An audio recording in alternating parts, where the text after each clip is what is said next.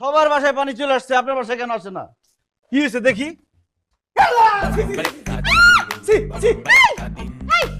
বেহায়া নির্লজ্জ চরিত্রহীন, তোমার বাথরুমের দরজা খুললি কেন? দরজা লক না করে তুমি বাথরুমের মধ্যে ঢুকছো কেন? আমার বাসায় আমি লক করব বা না করব আমার ব্যাপার। তোরে বাসায় ঢোকার পারমিশন দিছে কে?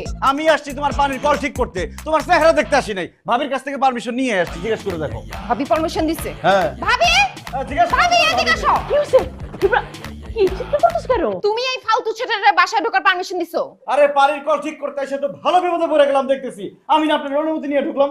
বুঝছি, আমার সর্বনাশ করার জন্য তুই আমার ভাবির হাত করছিস না? আইলুম না, আলতু ফালতু কথা একদম বলবা না। আরে আমি তোমাকে বাসায় আসার পারমিশন কখন দিলাম? আরে দরজা দিয়ে ঢোকার সময় জোরে জোরে বললাম না যে ভাবি আমি কল ঠিক করতে আসছি, আর কত অনুমতি নিব? অ্যাপ্লিকেশন নিতে হইব। আমি কি জানি যে বাথরুমের মধ্যে একটা যাচ্ছে বসে রয়েছে, থাকলে আমি জীবনে ঢুকতাম না। আমার একটা মান সম্মান আছে না? এই তুই জাত সাপ করে কস, হ্যাঁ? তোর কিন্তু এখন দংশন করে জীবন নষ্ট করে দিব আমি। আই থামো তো থামো। আরিফ, তুমি আর কখনো এই বাসায় আসবে না।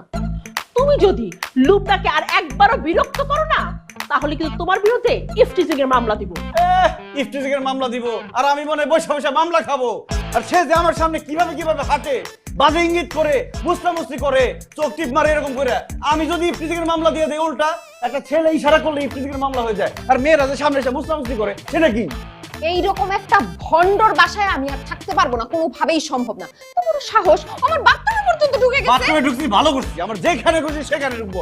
আমার বাড়ি, দরকার হলে আমি দরজার মধ্যে লাথি দিয়ে দরজা ভাঙিয়ে ঢুকবো। ভাবি দেখছো, দেখছো কি বলে? তুমি যাও, একটা বটি নিয়ে সর, আজকে আমি কোপাবো।